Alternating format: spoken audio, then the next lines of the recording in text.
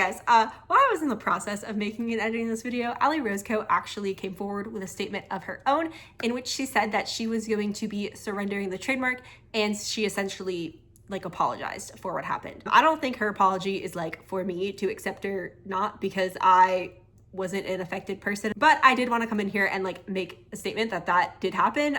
So you go into the video knowing how this kind of ended up.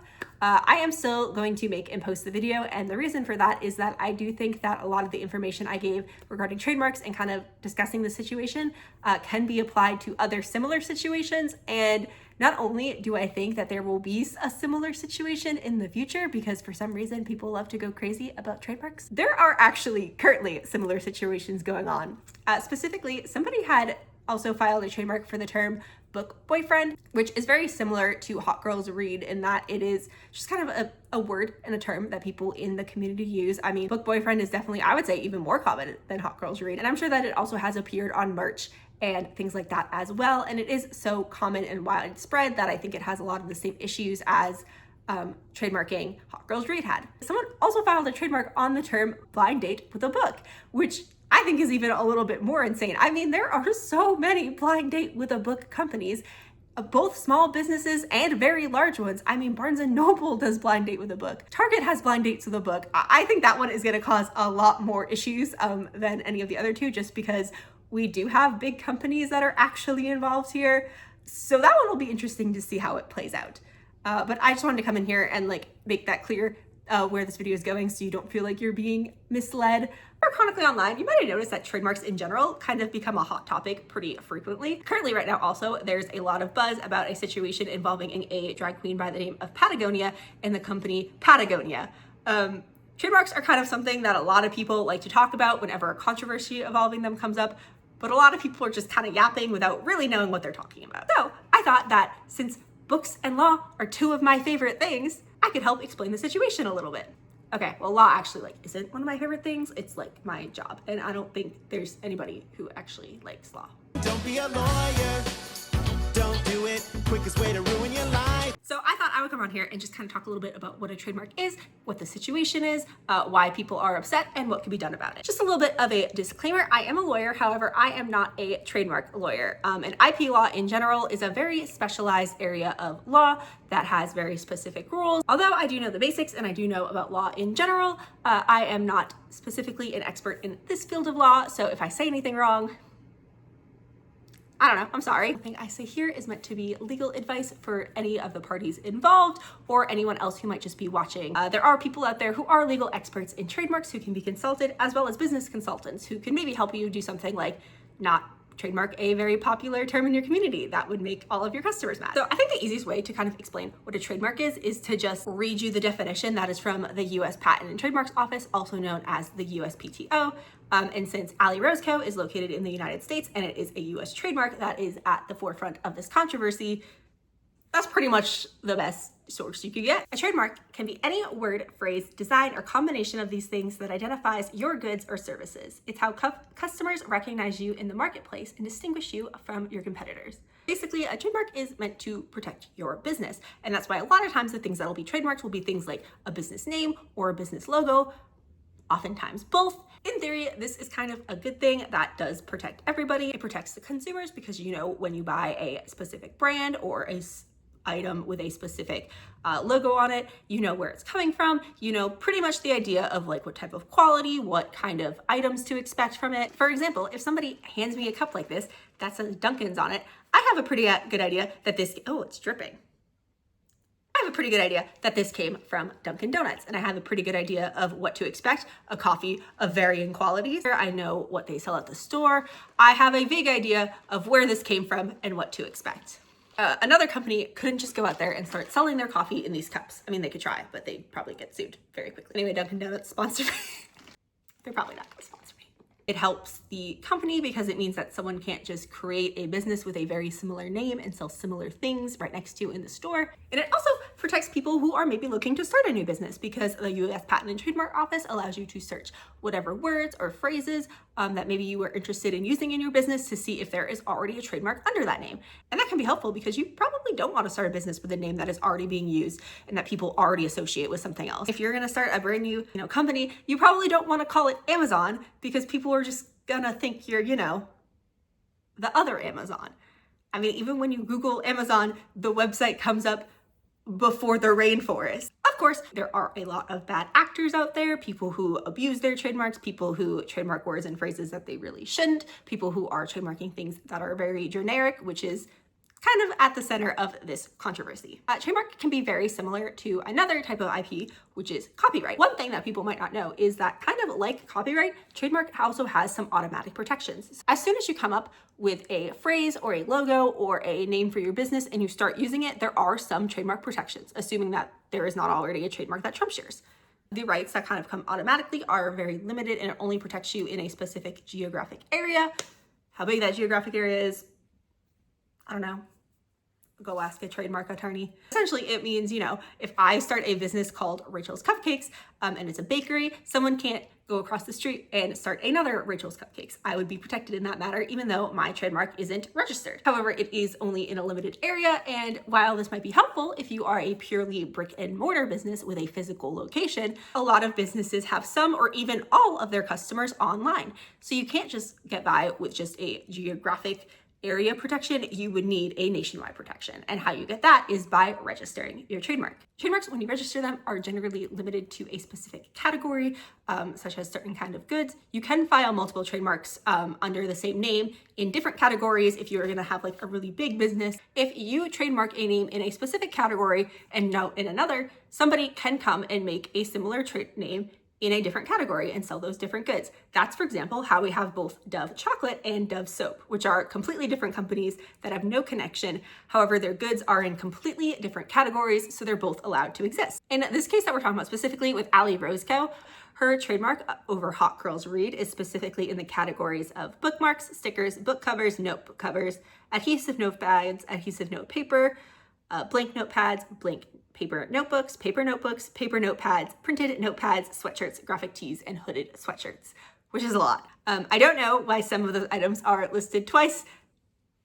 I don't know. But essentially this would mean that Allie Rose Co has a trademark and therefore exclusive use over the term Hot Girls Read to refer to her business in those categories. This has caused a lot of people to be upset because Allie Rose Co did not come up with the term Hot Girls Read, and lots of other people have been using Hot Girls Read in their similar products for years now, some of them even predating Allie Rose Co. Now this is the part where trademarks get a little bit tricky and deviate from something like copyright law, because you actually don't have to be the person who originates a term in order to use it as a trademark. That's how we do have companies like Patagonia or Amazon, which are named after places that exist in the world. Obviously, Jeff Bezos didn't come up with the name Amazon, he didn't make it up and originate it, but he's still able to trademark it because he is the first person who used that to associate it with a business that sells everything, I guess. One pretty popular example of somebody trademarking something that they didn't originally come up with happened a few years ago involving Lizzo. Lizzo attempted to trademark the term 100% that bitch. Just said that in like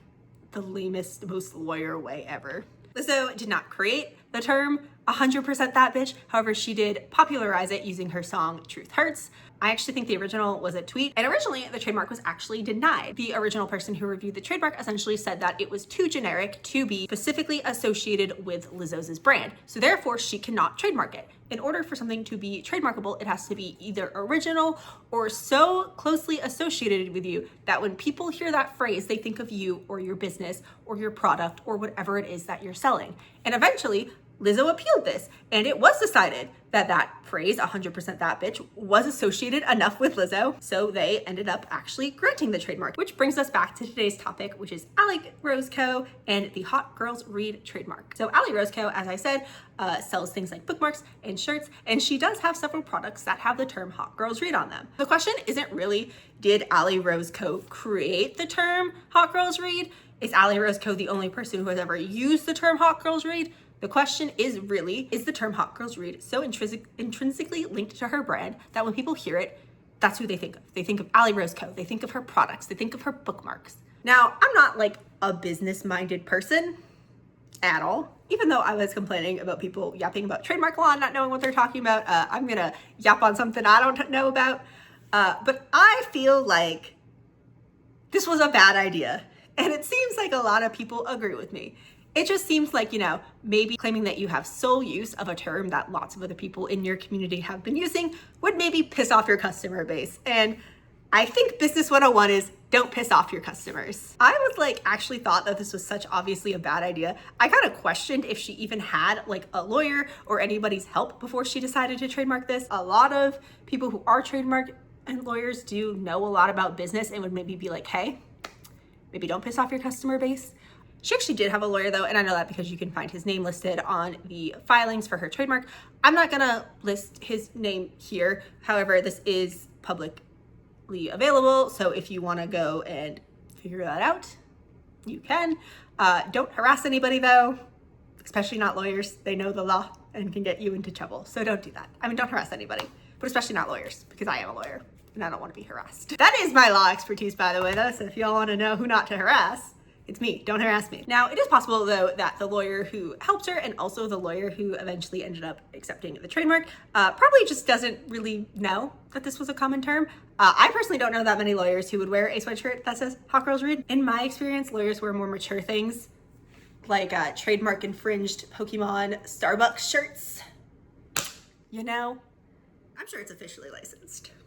Or parody. Allie Rose Co, however, was very confident about this idea that this would be not only handled well, but that people would be so excited for her that she made a post announcing her new trademark. She posted this on Instagram. It is now deleted, as well as pretty much any mention of the trademark from what I can find has been deleted. Hot Girls Read TM is officially ours. 3-ish years ago, after I started reading more consistently and finally started to love to read, I put HGR on some bookmarks and crews, and the rest is freaking history. In the least corny way possible, that little phrase changed my life and changed the entire course of my business in a way I never saw coming. I love that because of those 3 words, a lot of you found me, and I love talking about books with you, smiley face.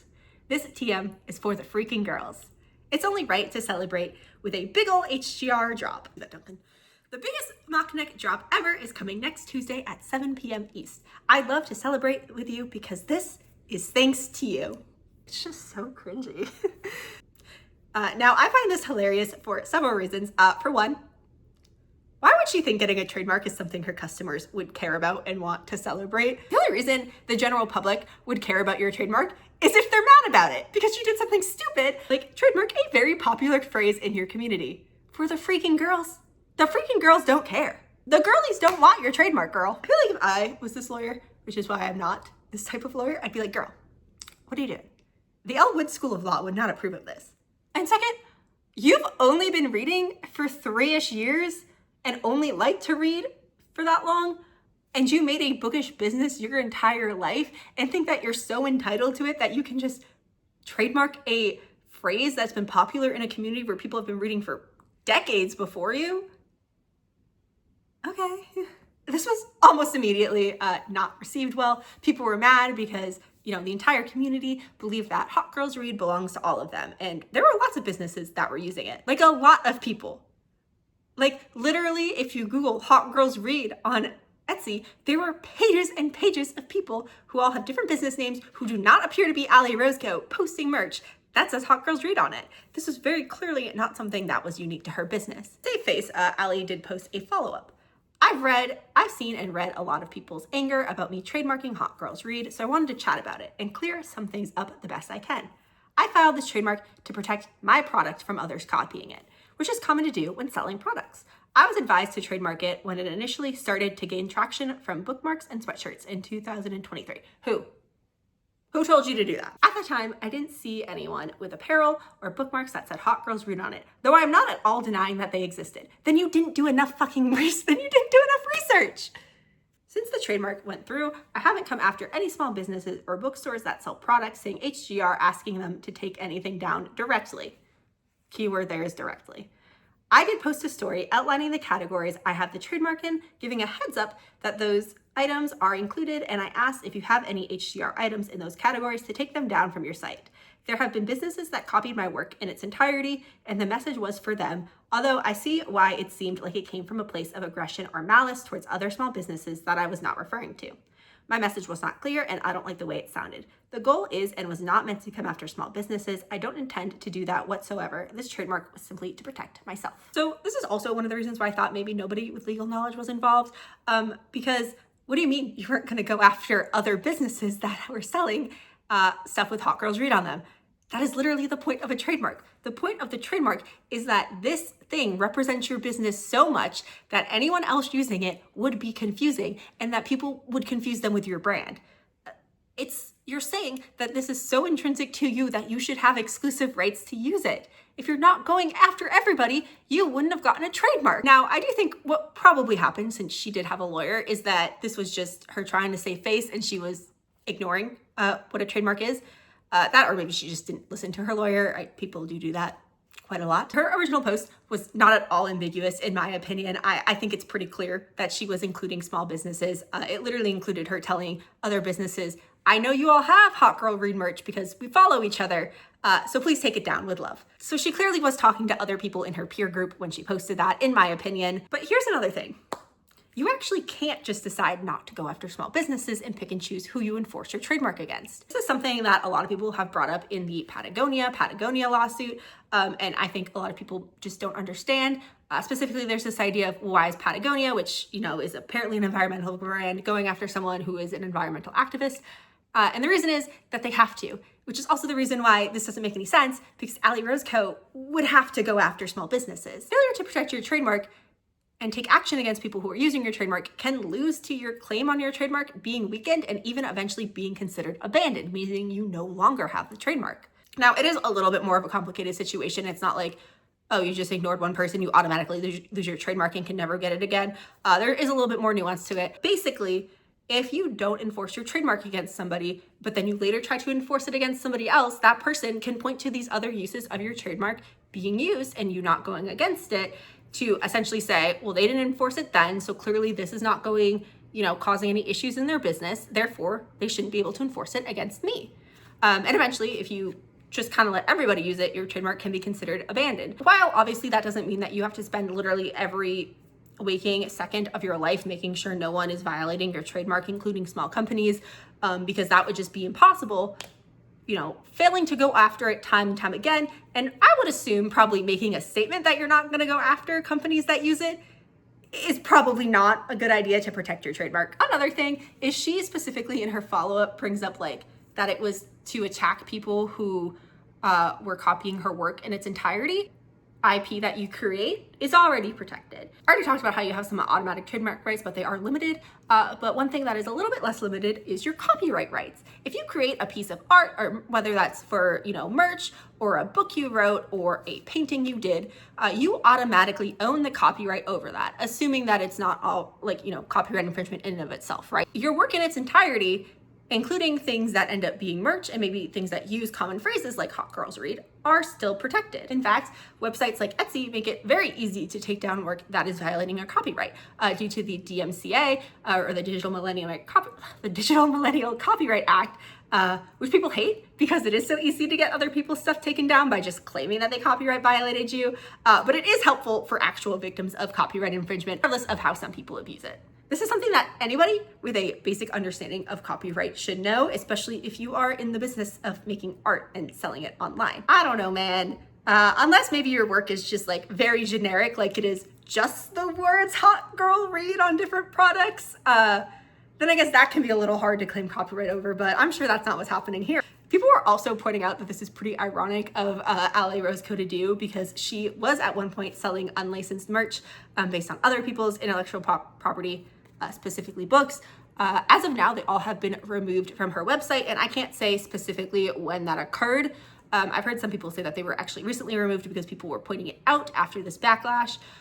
However, I haven't seen the last time any of them were posted. I will say these items that she was saying might be okay because they might have been transformative, maybe even argue a parody depending on what they were. I mean, I don't know if a paint swatch is really a parody, but well, maybe.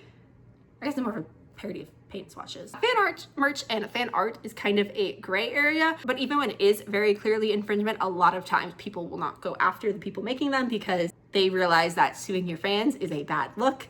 And also sometimes even if a popular artist is making fan art of you, or, you know, a fanfic of your work gets very popular, it is almost kind of free advertising. So a lot of people kind of don't go after people who are making these fan art things, even if they are making money off of them. And with copyright, you're able to do that and decide not to sue people. That's not really the case with Trademark though. However, I think the biggest crime with these bookmarks, besides just being kind of is these are clearly not the same shade of pink. A lot of people have pointed out in TikTok videos and YouTube videos and threads is that you might have guessed Hot Girls Read existed well before the 3-ish years ago when Allie Rose Co learned to read. In fact, I found a tweet that was back from 2009 that said Hot Girls Read on it. As we discussed though, with the Lizzo situation, you don't have to be the person who originated it. You're able to trademark a phrase if it is just so linked to your company, if people will think of you when they hear that name. So the question is, did Allie Rose Co popularize this phrase? Is this phrase so linked to her business that if you hear the word Hot Girls Read, you think of Allie Rose Co? I'm gonna be honest, guys, I don't know. Probably not. Despite liking books, bookish merch isn't really a community I'm a part of. I've never heard of Allie Rose Co before this. A shirt with Hot Girls Read on it really isn't my style. Clearly, I just have a more mature taste. I would say probably not.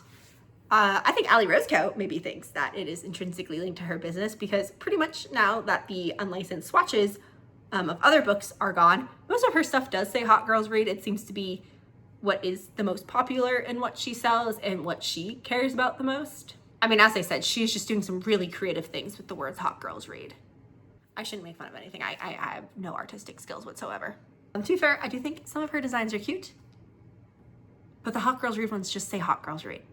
Like, I don't even know why that is what you're most proud of, because you didn't come up with the term. You're not really doing anything special with it. The little fish bookmark is like way better. So while it's important to her business, I don't think it's such a universal connection where people who are even in this community will automatically think of her when they hear this word, partially because it is a phrase so many people are using, but also just because she's not really doing anything super special with it. Okay, so if Allie Rose Co isn't Lizzo and people don't think about Allie Rose Co when they hear the term Hot Girls Read, and it's such a common phrase that so many people have been using it for their businesses well before her, how did this trademark get granted in the first place? Well, the attorney who approved it just probably doesn't know niche book memes. And even though you're not supposed to, common phrases and words getting trademarked does happen sometimes. A lot. I mean, even if you look up the trademark for Hot Girls Read in the trademark search, you will see that Hot Girls is also trademarked. This is a little bit different though. It is in a very specific category of like hair care products, shampoo, conditioners. And it seems like Hot Girls in this case is the name of the brand, which is a little bit more what trademarks are supposed to be used for, to distinguish a brand, a company, a person, a product, and not just something you put on a t-shirt. I mean, and that does make sense because again, if you wanted to start your own shampoo business, you wouldn't want to pick a name that is already being used by another business because then people will confuse your businesses. People will buy them when they're trying to buy from you, or all the search results for your business are going to be flooded out by theirs, which also brings up a point that Hot Girls Read is not the name of her company. The name of the company is Allie Rose Co, a name that is not trademarked. She trademarked this phrase that everyone else is using that she just happens to put on her merch before she actually trademarked the original name of her company. That is actually the thing that is more what trademarks are meant for. Now, obviously, you can definitely have like a signature style that is trademarked. The Starbucks logo is trademarked and you can't just put it on another shirt unless it's a parody. The Dunkin' Donuts logo and name is also trademarked and you probably can't put it in a shirt. I actually don't know if either. They probably both have apparel rights. Do they sell Dunkin' Donuts merch? Obviously, this actually isn't that unusual for something to get trademarked that maybe shouldn't, or something not get trademarked when it should, like what eventually happened with Lizzo. I mean, I guess you can disagree with whether or not Lizzo should have been able to copyright that or trademark that, but she did get approved eventually. Someone also approved Patagonia in similar categories where Patagonia already existed.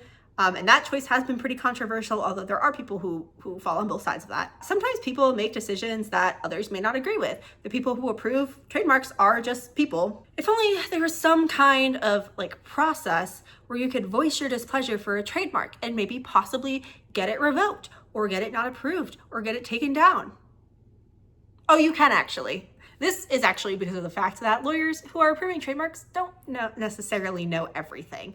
They're not going to be part of every online community. They're not going to know what every slang term or commonly used phrase is. And this is actually a pretty vital part of our trademark system, is the ability to fight against one or to appeal it or to ask for it to be challenged. What specifically it's called to challenge a trademark depends on what point in the process the trademark is in. However, it's all pretty much the same. You can make a claim that this trademark should not exist or shouldn't be granted because you have been using the name for longer. The name is pretty commonly used as a common word or phrase, things like that. In fact, somebody already did this for Hot Girls Read. You can find that information through the USPTO. All of this information is publicly available, and it includes all of the documents that have been filed in this issue. I did read through the petition and the cancellation. Even though I hate law, you're welcome. Don't be a lawyer. I'm serious, it really, really sucks. It basically says that Hot Girls Read is a common phrase used by the bookish community and has been for years and has predated Allie Rose Co, and that plenty of other people have been using it, and it can be associated with a number of other businesses and isn't unique to Allie Rose Co. The petition also points out, and I do think that this is important to bring up, is that this phrase was originally very popular as part of the Black woman community. Specifically, Megan Thee Stallion was probably the one who really popularized this idea of a hot girl with a hot girl summer, which is a term that she has trademarked, and I would say is pretty similar in that when you hear hot girl summer, you think of Megan Thee Stallion, just like when you hear 100% That Bitch, you think of Lizzo. I don't know. I mean, I don't think Megan Thee Stallion came up with the idea of a hot girl, but it was consistent with her brand, and she does own a trademark in several different categories for that term. And at least this current resurgence of the term Hot Girls Read is definitely comes from the idea of a hot girl summer, or things like hot girl walks. I mean, hot girl, whatever, is kind of a trend. It has been for a little bit now.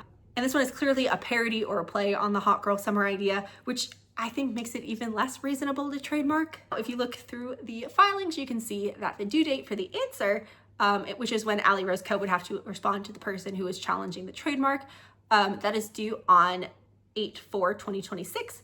However, both of them can continue to kind of go on with this challenge. And if they do that, it could potentially take years. In fact, there is a schedule laid out in the filings, and this could potentially be going on until 2028. And that's kind of where we're at. Hello, future Rachel here. I'm off center because, as you can see, my cat is sitting here. And as I'm sure you all know, there is physically no way to move a cat. You're just at their mercy. So as I said at the beginning, Allie Rose Co made a statement in which she said she is surrendering her trademark. I believe she said she either already filed the paperwork or is about to file the paperwork. I don't remember exactly, doesn't really matter. As of filming this, it does seem like the trademark is still live. If that changes between then and whenever this gets posted, I will try to put a picture of showing it's updated. It doesn't mean that she's lying. These types of things do sometimes take time.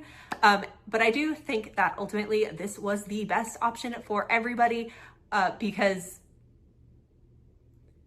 this was probably going to turn into a very lengthy legal battle, as I said, potentially up until 2028. So I feel like everyone probably just wanted to avoid that. Not that that's the only reason why she's doing it. I won't speculate on her reason for why she decided to make the statement and pull the trademark. I don't think it really matters. The point is that it's gone. However, I have seen quite a few people basically saying that now that she apologized, you should leave her alone, which I get the sentiment, and however, I do think we can't just pretend that like no harm was done here. Even though it was only a few days, it's possible that small businesses did make decisions that were negatively affected because of this. For example, maybe they canceled merchandise or didn't order merchandise they otherwise would have, or took stuff down off their website. And even though it was only a few days, a decision like that can be detrimental or really affect a small business, especially one that only has a single person involved or one that, is kind of just scraping by. So I do think that there was harm to this situation, and I hope that this is taken as a good lesson to all small business owners out there, that you should be kind to your community and not do things like trademark common terms, which is going to make everyone upset. I think the ultimate lesson here is just because you can trademark something doesn't mean you should. Thank you for watching, and if you made it this far, let me know in the comments what your favorite trademark is. If you're at all on the bookish side of the internet in places like BookTok or BookSthreads or even Booktube, you might have noticed that the bookish side of the internet is in a bit of a tizzy right now over the fact that a creator by the name of Allie Rose Co, who owns a shop that sells things like bookmarks and book swag, recently trademarked the term "hot girls read."